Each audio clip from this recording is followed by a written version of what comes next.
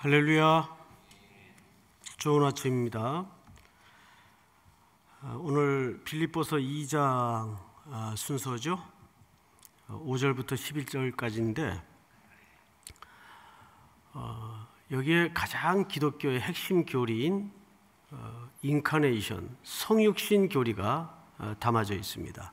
성육신은 삼위일체 하나님에 대한 설명만큼이나 경이롭고 신비한 영역이 많기 때문에 다 설명을 한다는 것은 사실상 불가능합니다.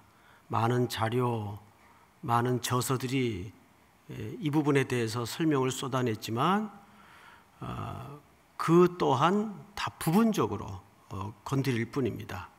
그런 전제를 가지고 오늘 본문을 좀 이해했으면 좋겠는데요.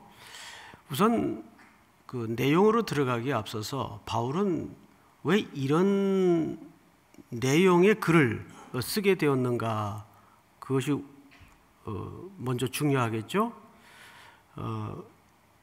두 가지 이유 때문입니다. 첫째는 4장 2절을 한번 볼까요? 빌립보서 4장 2절. 내가 유오디아를 권하고 순두개를 권하노니 주 안에서 같은 마음을 품으라. 자, 여러분, 여기 두 여인의 이름이 등장을 합니다. 유오디아, 순두개.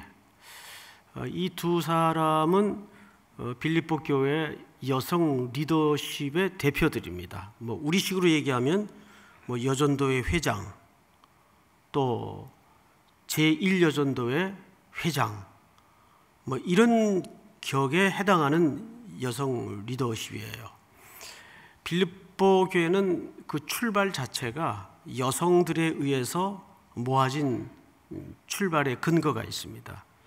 원래 사도 바울이 빌립보를 가기까지는 우여곡절이 많았죠. 원래 거기를 가려고 했던 것이 아니고 아시아를 향해서 길을 떠났었습니다. 그러다가 마게도냐 환상을 보고 성령의 강력한 제어를 통해서 행로가 바뀌죠. 바꾸는 것이 아니라 바뀝니다. 그래서 도착한 데가 마게도냐 첫 성인 빌립보에 도착을 하게 되죠. 기도 처소를 좀 알아보려고 돌아다녔는데 회당이 없어요. 회당이. 그 지역에는 회당이 없다는 말은 유대인들이 남자 기준으로 10명이 안 되었다는 뜻입니다. 그러니까 유대인들이 거의 없는 지역이에요.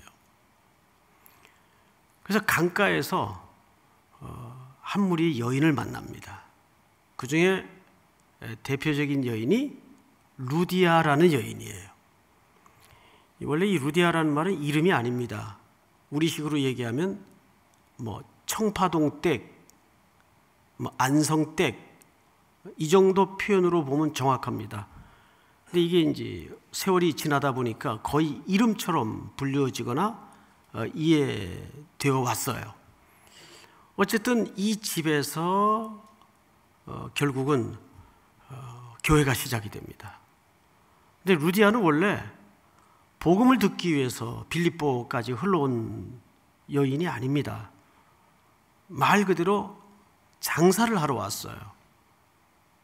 그럼 이 리디아라는 말이 어디 있는 지역쯤인가 하면 아시아 지역입니다. 참 아이러니하죠? 사도 바울이 그렇게 가기를 원했던 그 아시아에서 흘러온 여인이에요. 근데 그 여인을 자기가 전혀 생각도 안 했던 마게도냐 첫 성인, 첫 성이라는 말은 첫 번째 성이라는 말이 아니고 가장 큰 성이라는 헬라식 표현이에요. 거기서 그 아시아에서 흘러온 여인을 만나게 될 줄이야 바울이 알았겠습니까? 루디아가 상상을 했겠습니까? 인생은 자기 계획대로 흘러가지도 않고 되어지지도 않더라고요. 근데 길게 돌아보면 다행이에요. 사실은 내 계획, 내 인생대로만 인생이 간다면 진작에 거덜날 사람들이 한두 명이 아니겠죠. 틀어막히고 제어를 당하고 또 주저앉히고 그때는 숨도 막히고 이게 뭐지 했는데 좀 숨을 길게 해서 돌아보면 은혜였구나. 그때 하나님께서 나를 주저앉히지 않았더라면, 이런 고백들이 훗날 나오지 않습니까? 빌립보는 그렇게 여인들에 의해서 설립된 교회이다 보니까 여성 파워들이 대단했어요. 그리고 굉장히 열심히 있었습니다. 사실 바울이 여기에 머문 시간은 그렇게 길질 않아요. 그런데도 여기저기 흘러다니는 그 바울을 뒷바라지하는데 가장 앞장섰던 교회가 이 빌립보 교회입니다. 바울은 지금 이 글을 감옥 안에서 쓰죠. 그리고 그 감옥에 있는 사도 바울의 옥바라지를 이 교인들이 합니다. 여기 또 하나 이유가 있어요. 1장을 넘어가 볼까요? 12절부터 형제들아, 내가 당한 일이 도리어 복음의 전파에 진전이 된 줄을 너희가 알기를 원한다. 여기 바울이 당한 일은 지금 옥에 갇힌 일입니다. 2절을 보시면, 13절을 보시면 이러므로 시작. 이름이 그리스도 안에서 모든 시위대한과 그 밖의 모든 사람에게 나타났으니 형제 중 다수가 나의 매임으로 말미암아 주 안에서 신뢰함으로 겁 없이 하나님의 말씀을 더욱 담대히 전하게 되었느니라. 이 무슨 얘기냐 하면 성도들에게 바울이 붙잡혔다는 소식이 들려진 거예요. 자, 그러면 상식적으로 큰일 났네, 담임 목사님 체포됐대, 이렇게 된 거죠. 그러면 상식선에서 위축이 될까요? 더 담대해질까요? 위축이 되죠. 우리도 어떻게 도망가야 되는 거 아니야? 이렇게 되는 거 아니겠어요? 그런데 오히려 반대의 현상이 일어난 겁니다. 바울 선생님이 붙잡혔대. 이럴수록 우리가 믿음을 잃지 말고 용기를 진흥시켜서 더 바울 선생님의 목까지 복음을 전해야 되지 않겠는가? 이런 의외의 반향이 일어난 겁니다. 그 얘기를 하는 거예요. 그런데 그 다음 절을 볼까요? 15절. 어떤 이들은 투기와 분쟁으로, 어떤 이들은 착한 뜻으로 그리스도를 전파하니. 16절 다 같이 시작. 이들은 내가 복음을 변증하기 위하여 세우심을 받은 줄 알고 사랑으로 하나.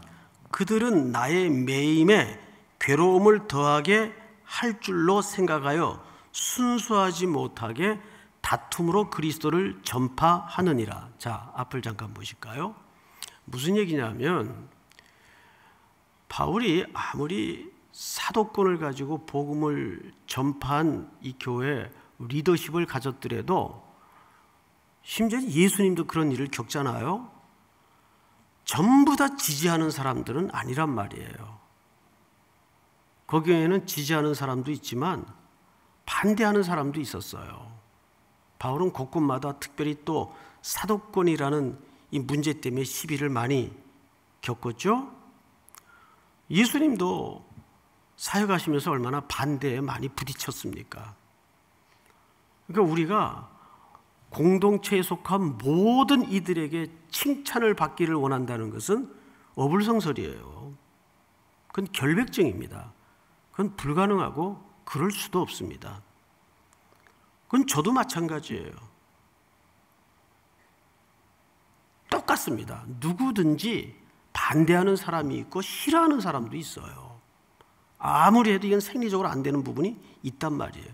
바울도 그런 경우를 빌립보 교회 안에서 겪고 있는 거죠.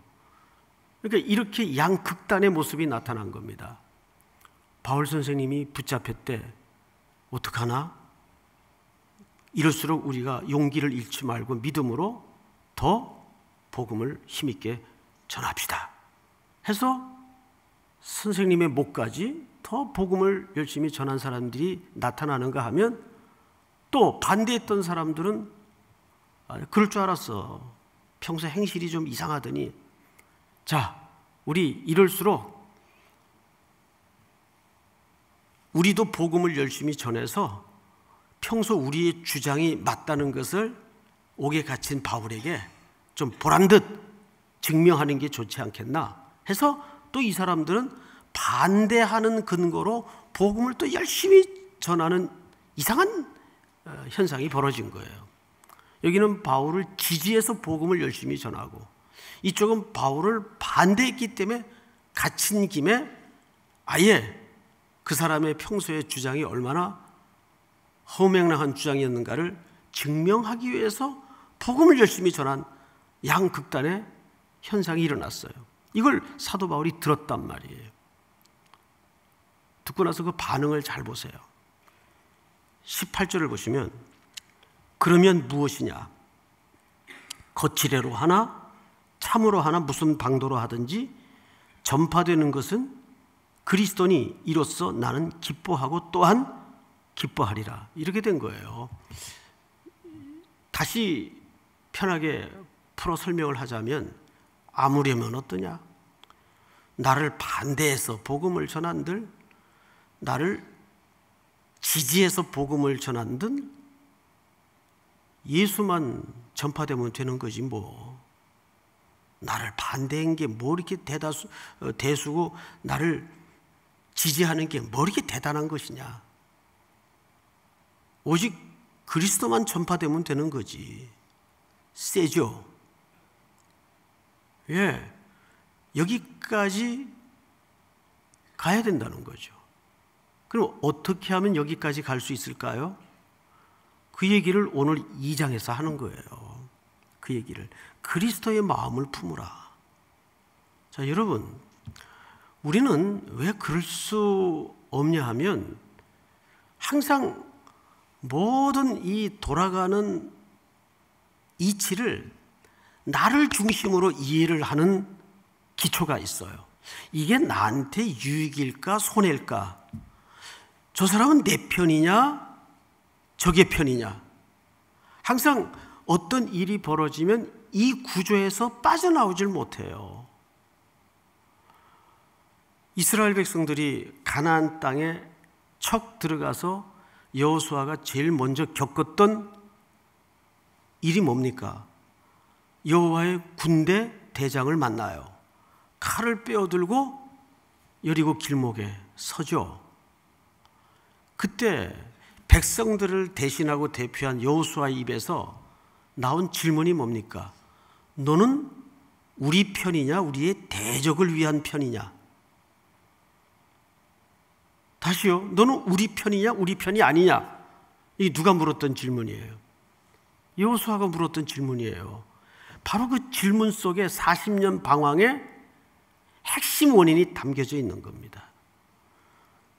10하루길이면 입성했을 뻔했던 길을 40년 돌아다닌 이유가 뭐냐 하면, 항상 하나님에 대한 이해를, 하나님 내 편입니까? 아닙니까?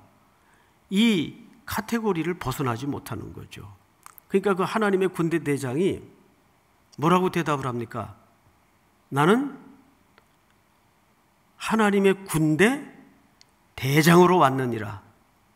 하나님의 군대는 누굴 얘기하는 거예요? 천상적 존재를 얘기하는 게 아니라 이스라엘 공동체가 홍해를 건널 때 하나님께서 그 백성 공동체를 향해서 여호와의 군대라는 명칭을 붙여줍니다. 그러니까 나는 여호와의 군대 대장으로 왔다는 말은 무슨 뜻이에요? 나는 네 편이냐 아니냐 그렇게 질문해서 대답할 존재가 아니고, 나는 이제부터 너희들의 대장으로 왔다. 그러니까 축이 다른 겁니다. 질문의 축이. 지금 사도 바울이 그런 인식을 우리에게 열어주는 겁니다. 빌립보 교회 성도들은 복음 전하면서도 그 귀한 열심을 가지고 이게 나한테 손해냐 이익이냐, 넌 우리 편이냐 다른 사람 편이냐, 이 카테고리를 못 벗어나고 있어요. 그래서 이 분열의 현상을 옥에서 전해 듣고 마음 아프게 붓을 들어서 이 글을 남기는 겁니다. 오늘 본문을 그런 관점에서 한번 보시면 5절, 너희 안에 이 마음을 품으라 곧 그리스도 예수의 마음이니. 자, 여기서 너희 안에라는 말은 앞을 잠깐 보실까요? In your heart, 너희 마음 속에, 그 뜻이 아니에요. 여기서 너희 안에라는 말은 지금 다투고 있는 너희 가운데 그리스도의 마음을 품은 열매가 없구나, 그 뜻입니다. 그러니까 이것은 너희 안에라는 공동체성과 관계를 강조하는 거지 개개인의 어떤 심령 안에 이런 말이 아니에요. 문법을 보면 너희 안에 이 마음을 품으라. 그래서 복수로 되어 있죠. 너희 안에 이 마음을 품으라. 그 마음이 어떤 마음이죠? 그리스도 예수의 마음인데 바로 1절서부터 4절까지가 그리스도 예수의 마음은 어떤 마음일까를 설명한 겁니다. 자, 1절부터 보십시다. 2장 1절. 그러므로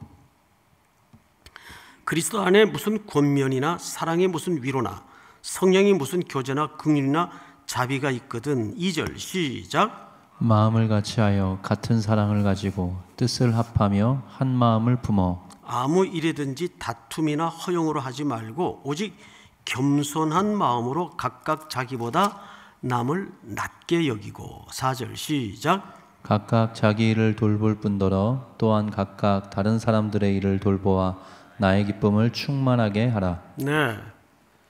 자, 이 4절까지를 딱 한 단어로 요약해서 정리를 한다면 겸손이라는 두 글자를 집어들 수가 있어요. 겸손. 자, 여러분, 사탄의 가장 깊은 감추인 속성이 뭔지 아세요? 상향성입니다. 상향성. 올라가고자 하는 마음이에요. 그게 늘 사탄이 갖고 있는 속성이기 때문에 항상 우리 속에다가 그 마음을 슬쩍슬쩍 눈치채지 못하게 뿌려놔요. 특별히 공동체 관계 속에다가 그걸 비교의식을 통해서 뿌려놓고 경쟁을 통해서 뿌려놓고. 그런데 예수님은 낮게 여기고라는 말은 지읒이 아니고 시읒이에요. 받침을 조심하셔야 돼요. 지읒이 아니고 시읒. 모든 사람을 나보다 높게 여겨라, 그 말이에요. 그 말은 뒤집어 얘기하면 무슨 뜻이죠? 내가 늘 그 아래 서라, 그 말이죠. 예수님도 너희가 청함을 받거든 말석에 앉아라. 항상 기독교는 하향성을 갖고 있어요. 여러분, 우리나라의 대표적인 근대 미술가 중에 한 분이 누구죠? 뭐 여러 명을 꼽을 수 있겠는데 그래도 대표적인 분이라면 박수근 씨를 빼놓을 수가 없죠. 박수근 씨 그림 뭐 워낙 유명하기 때문에 잘 아실 거예요. 근데 혹시 박수근 씨가 독실한 기독교인이라는 건 알고 계신가요?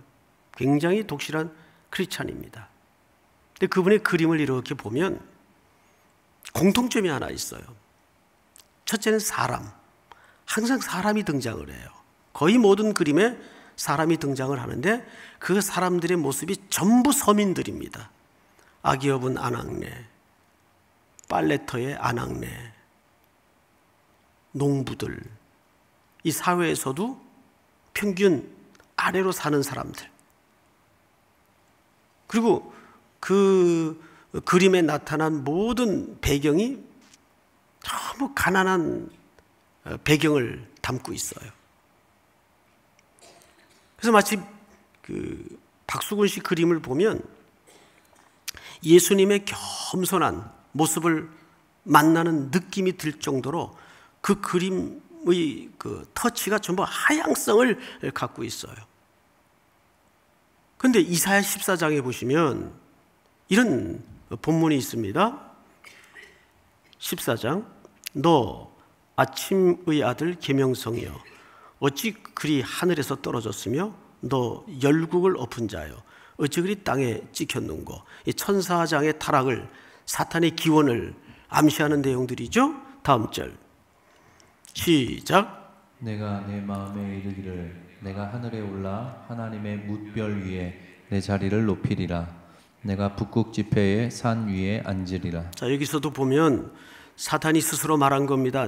네가 네 마음에 이르기를 내가 하늘에 올라 하나님의 뭇별 위에 내 자리를 어떻게 하리라? 이것이 사탄의 의도였어요. 그 다음 절을 한번 볼까요? 가장 높은 구름에 올라가 지극히 높은 이와 같아지리라 하는도다.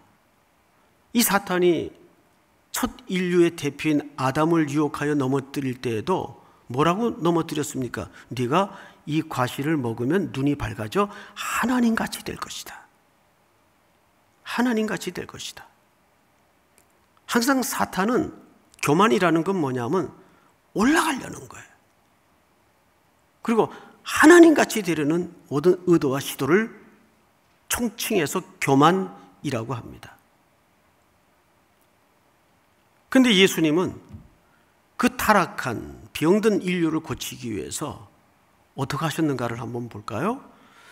5절, 너희 안에 이 마음을 품으라 곧 그리스도 예수의 마음이니 그는 근본 하나님의 뭡니까? 본체. 이 본체라는 말이 이제 여기서부터 성육신의 개념이 등장을 하는데, 아까도 말씀을 드렸지만 삼위일체 설명만큼이나 신비한 영역이 많기 때문에 설명을 온전히 드리기에는 불가항력적인 내용들이 너무 많습니다. 많은 학자들의 자료를 보면 다 부분적으로 설명할 뿐이지 이 성육신의 문제를 온전하게 통전적으로 100% 풀어낸 학자는 그렇게 만나보지를 못했어요. 자, 그러면 우선 가볍게라도 우리가 이 본체라는 말, 6절에 보시면 그는 근본 하나님의 본체. 이 본체라는 말을 컴퓨터에 쳐보면 컴퓨터 본체밖에 안 나와요. 이 본체라는. 근데 이 본체라는 말이 헬라어로 모르페라는 단어를 쓰는데 이런 뜻입니다. 본질적인 속성과 성품을 가졌다. 하나님의 본질을 같이 소유하고 계신다, 그 뜻이에요. 그러니까 아드님이니까 격이 낮거나 위가 다른 게 아니에요.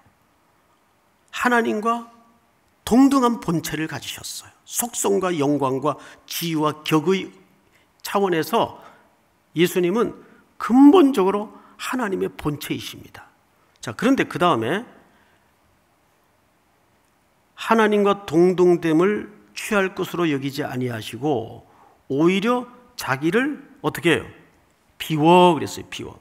아마 하나님의 이 본체를 설명하는데 가장 어려운 단어가 이 자기를 비워냈다는 단어일 겁니다. 바로 여기서 소위 우리가 알고 있는 성육신이 완성이 되는 거죠. 도대체 자기를 비워냈다는 것이 뭘까요? 루터의 해석, 칼빈의 해석, 펄머의 해석, 여러 해석이 있는데 그걸 종합해보면 이런 말이 됩니다. 에케노센이라는 말을 썼는데 이 말은 이런 뜻입니다. 자신의 권위와 영광을 온전히 포기했다, 그 말이에요. 제가 언젠가 이런 비유를 드렸죠. 송태근이가 강아지가 될 수 있다면 어마어마한 사건이죠. 그래봐야 피조물이 피조물 되는 것밖에 안 됩니다. 제가 나무 토막이 됐다. 그래봐야 피조물에서 피조물로 바뀌는 것뿐입니다. 그런데 하나님의 본체이신 예수 그리스도께서 자기 권위와 영광을 포기하셨다는 것은 여기서 설명이 안 되는 거예요. 이거 제가 설명도 제대로 할 수 없지만 여러분 이해를 하시겠어요? 그래서 우리는 이 부분은 사실상 삼위일체 교리만큼이나 신비한 영역에 맡길 수밖에 없어요. 그런데 그래서 믿어지더라고요. 오히려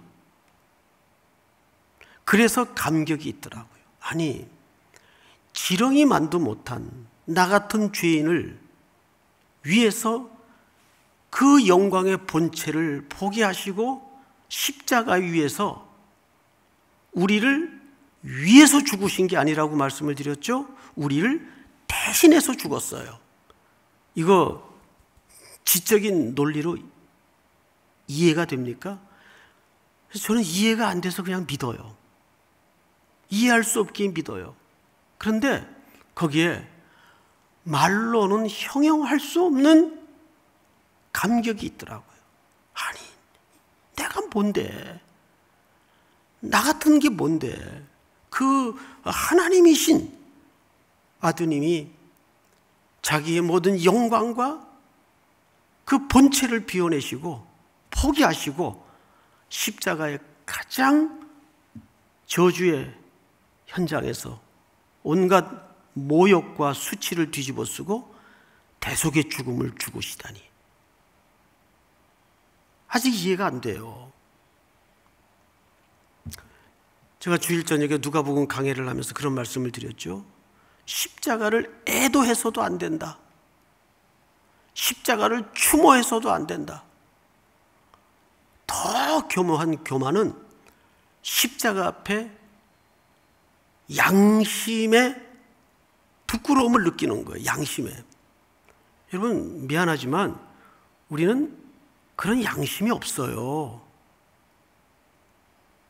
십자가 앞에서는 딱 하나밖에 들통이 날 일이 없습니다. 죄인. 십자가의 가장 중요한 역할은 죄인. 이거 하나만 드러나야 돼요. 그 하나님의 본체이신 아드님이 그 어마어마한 경이로운 영광을, 권위를 포기하시고 나를 위해 죽으셨다면 우리가 사람을 대하는 태도가 여기서 출발돼야 되고 우리가 하나님의 일을 하는 기초가 바로 여기서 새로워져야 됩니다. 우리는 누구에게 사실 으르렁거릴 자격도 이유도 없어요. 빌립보 성도들에게 사도 바울이 정말 하고 싶은 말은 이겁니다. 그러지 말고 사이좋게들 지내라. 그 얘기가 아니에요. 예수 그리스도께서 왜 죽으셨는가? 그 십자가의 사건 앞에 우리는 누구인가? 이거를 다시 한번 생각하고 같은 마음을 품으라 그 말이에요. 예수 그리스도의 마음.